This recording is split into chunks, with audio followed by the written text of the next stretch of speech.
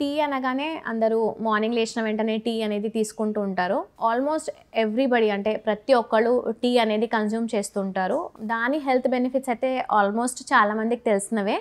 Normal tea అంటే మనకు ఏదైతే బ్లాక్ టీ, రెడ్ టీ అంటుంటారో చాలామంది రా ఫామ్లో తీసుకుంటారు. At the same time even milk add చేసి కూడా తీసుకుంటూ ఉంటారు. డిఫరెంట్ టైప్స్కి మనకు డిఫరెంట్ బెనిఫిట్స్ అనేది ఉంటాయి. సో చాలామంది ఈ స్ట్రెస్ అండ్ యాంగ్జైటీని కంట్రోల్ చేసుకోవడానికి టీ అనేది కన్స్యూమ్ చేస్తూ ఉంటారు. కొంతమంది చాలా ఎక్కువ క్వాంటిటీ తీసుకుంటుంటారు. బట్ ఎక్కువ క్వాంటిటీ తీసుకోవడం వల్ల మనకు కొన్ని రిస్క్స్ అనేవి కూడా ఉంటాయి. దాని గురించి కూడా మనం తెలుసుకుందాం. సో జనరల్గా చూస్తే కనుక టీ అనేది చాలామంది మార్నింగ్ లేచిన వెంటనే cup of tea or coffee whatever consume చేస్తూ ఉంటారు. మనకు టీలో వచ్చేసి టానిన్స్ అనేది కూడా ఉంటాయి. బట్ టానిన్స్ రిస్క్ అంటే మనకు న్యూట్రియంట్ అబ్జార్ప్షన్ అవ్వకుండా చాలా వరకు హిండర్ చేస్తూ ఉంటుంది. కాబట్టి అలాంగ్ విత్ ఫుడ్ ఎస్పెషలీ బ్రేక్ఫాస్ట్తో పాటు కానీ, లంచ్తో పాటు కానీ, డిన్నర్తో పాటు కానీ అలా మనం తీసుకోకుండా ఉంటేనే ఈ న్యూట్రియంట్ అబ్జార్ప్షన్కి ప్రాబ్లం ఏమీ ఉండదు. వేరాజ్ ఎర్లీ మార్నింగ్ తీసుకోవడం వల్ల కూడా అంటే ఇప్పుడు మనము మార్నింగ్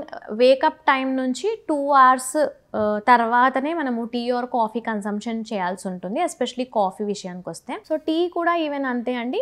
లేచిన తర్వాత morning after wake up 2 hours minimum మనము గ్యాప్ అనేది ఇవ్వాల్సి ఉంటుంది. ఎందుకు అంటే ఈ టీలో నార్మల్గా టానిన్స్తో పాటు ఈ కెఫీన్ అనేది అండ్ ఎల్థియానిన్ అనే ఒక కంపౌండ్ ఉంటుంది. సో ఏం చేస్తుందంటే ఎస్పెషలీ మనకు కెఫీన్ కంటెంట్ మన కార్టిసాల్ హార్మోన్ అనేది ఒకటి ఉంటుంది మన బాడీలో. ఆ లెవెల్స్ని పెంచుతూ ఉంటుంది అనమాట. సో మనము నైట్ ఎప్పుడైతే పడుకొని మార్నింగ్ లేస్తామో ఆల్రెడీ మన బాడీలో ఈ కార్టిసాల్ హార్మోన్ అనేది కొంచెం ఎక్కువ శాతంలో ఉంటుంది.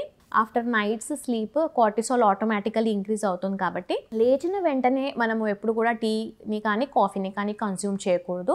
అట్లీస్ట్ ఒక 1-2 hours తర్వాత తీసుకుంటే కనుక దాని బెనిఫిట్స్ అనేవి మన బాడీకి అందుతూ ఉంటాయి. సో టీ తీసుకున్నప్పుడు ఏంటంటే మనకు చాలా వరకు స్ట్రెస్ అండ్ యాంగ్జైటీని కంట్రోల్లో తెస్తుంది. ఎందుకు అంటే టీలో మనకు కామింగ్ ఎఫెక్ట్స్ అనేవి కూడా ఉంటాయి.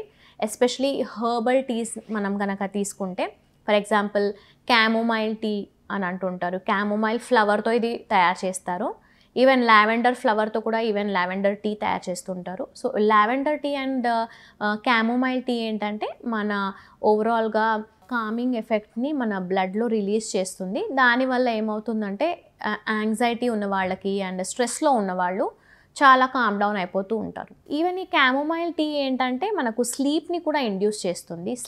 ప్రాపర్ స్లీప్గా అంటే పడుకోవడానికి కూడా చాలా వరకు హెల్ప్ చేస్తూ ఉంటుంది. కాబట్టి చాలామంది పడుకునే ఒక 2-3 hours బిఫోర్ ఈ క్యామోమైల్ టీని కన్జ్యూమ్ చేస్తూ ఉంటారు. దీనివల్ల ఏంటంటే మనకు proper sleep, sound sleep, good quality sleep అనేది మనకు ఇండ్యూస్ అవుతూ ఉంటుంది. డిఫరెంట్ టీస్ కూడా ఉంటాయి. ఫర్ ఎగ్జాంపుల్ పెప్పర్మింట్ టీ అంటుంటారు. గ్రీన్ టీ అందరికీ తెలిసిందే.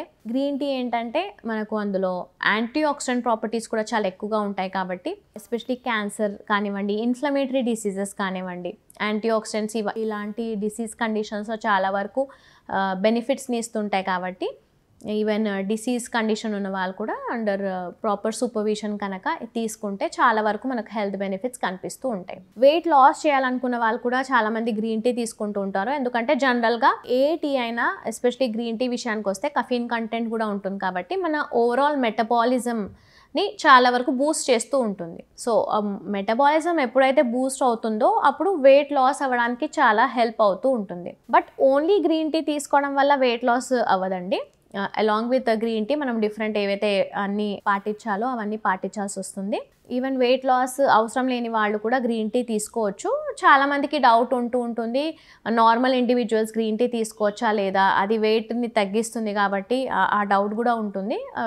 యాజ్ సచ్ అది వెయిట్ని తగ్గించదు, మన మెటబాలిజంని బూస్టప్ చేస్తుంది. సో ఎప్పుడైతే మన మెటబాలిజం బూస్టప్ అవుతుందో అప్పుడు క్యాలరీ బర్నింగ్ కానివ్వండి, లేదంటే మన ఓవరాల్గా మన బాడీలో జరిగే మెటబాలిక్ ఫంక్షన్స్ని చాలా ఇంప్రూవ్ చేస్తుంది. సో ఆ మెటబాలిక్ ఫంక్షన్ ఎప్పుడైతే ఇంప్రూవ్ అవుతుందో అప్పుడు మనము డైట్ పాటిస్తే కనుక అది వెయిట్ లాస్కి హెల్ప్ చేస్తుంది. ఈవెన్ నార్మల్ టీ మనకు black tea or red tea ఏదైతే ఉంటుందో అందులో కూడా మనకు ఫ్లేవనాల్స్, యాంటీ ఆక్సిడెంట్స్ అనేవి ఉంటాయి. ఇవి కూడా మనకు చాలా వరకు హెల్త్ బెనిఫిట్స్ ఇస్తుంటాయి. ఫర్ ఎగ్జాంపుల్ హార్ట్ డిసీజ్ కానివ్వండి, లేదంటే ఈవెన్ ఈ యాంటీ ఆక్సిడెంట్ ప్రాపర్టీస్ ఇవన్నీ ఉంటాయి కాబట్టి క్యాన్సర్ రిస్క్ని, హార్ట్ డిసీజ్ రిస్క్ని కూడా చాలా వరకు తగ్గిస్తూ ఉంటుంది. క్వాంటిటీ విషయానికి వస్తే ఎంతవరకు మనము టీ తీసుకోవచ్చు అనే విషయానికి వస్తే ఓవరాల్ డేలో 2 to 3 కప్స్, మ్యాక్సిమం 3 కప్స్ వరకు మనం తీసుకోవచ్చు. Almost 150 to 150 ml cup size కనుక తీసుకుంటే ఆల్మోస్ట్ 500 ml to 600 ml మనము కన్జ్యూమ్ చేయొచ్చు. దానికన్నా ఎక్కువగా కన్జ్యూమ్ చేసినప్పుడు ఏమవుతుందంటే ఇందులో టానిన్స్ అనేవి ఉంటాయి కాబట్టి మన ఫుడ్లో ఉన్న న్యూట్రియంట్స్ని అబ్జార్బ్ మన బాడీకి అందకుండా హిండర్ చేస్తుంది, అంటే ఆపేస్తుంది టానిన్ క్వాంటిటీ ఎక్కువ అయితే కనుక. సో అలాంటప్పుడు ఏమవుతుందంటే డిఫరెంట్ న్యూట్రియంట్స్వి మనకు డెఫిషియన్సీస్ వచ్చే అవకాశం ఉంటుంది. ఈవెన్ ఫుడ్తో కన్జ్యూమ్ చేసినా కానీ సేమ్ ఇదే ఎఫెక్ట్ ఉంటుంది కాబట్టి ఫుడ్ తిన్న వెంటనే ఎప్పుడు కూడా మనము టీని కన్జ్యూమ్ చేయకూడదు. Minimum gap of ½ an hour to 1 hour అలా ఇచ్చేసి టీ కన్జ్యూమ్ చేస్తే కనుక దాని బెనిఫిట్స్ మన బాడీకి అందుతాయి.